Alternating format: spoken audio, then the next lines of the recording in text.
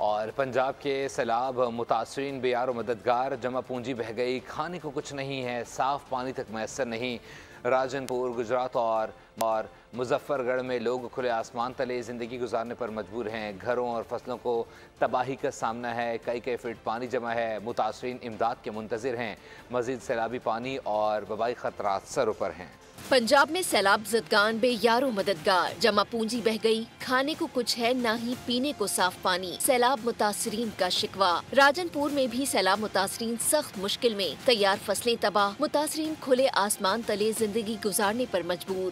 گھر گر گئے ہیں، جانور بھی پانی میں بہہ گئے ہیں، اور یہاں پہ اپنی مدد لوگوں نے سامان نکالا ہے۔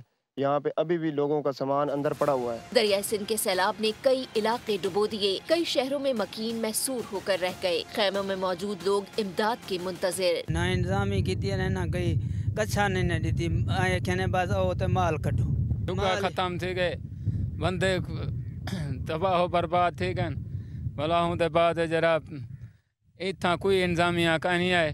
گجرات میں 506 ملی میٹر بارش نے مشکلات میں مزید اضافہ کر دیا، پانی گھروں میں داخل، کاروباری مراکز بند۔ تو یہاں پر انتظامیہ کا کوئی بندوبست نہیں ہے، ہم پریشان ہیں۔ یہاں مال مویشی جو ابھی ہمارا پانی کی وجہ سے ہمارا چارہ ختم ہو گیا ہے، مال مویشیوں کے لیے پریشان ہے۔ مظفر گڑھ میں سیلابی پانی نے واحد تفریحی پارک تباہ کر دیا، کروڑوں روپے کے جھولے پانی کی نظر۔ کئی علاقوں میں سیلاب متاثرین بے یار و مددگار کسی مسیحا کے منتظر۔ مزید سیلابی پانی کا خوف بھی سروں پر سوار، کئی فٹ پانی جمع ہونے سے وبائی امراض پھوٹنے کا بھی خدشہ۔ سبسکرائب کریں اور بیل دبائیں تاکہ کوئی خبر رہ نہ جائے۔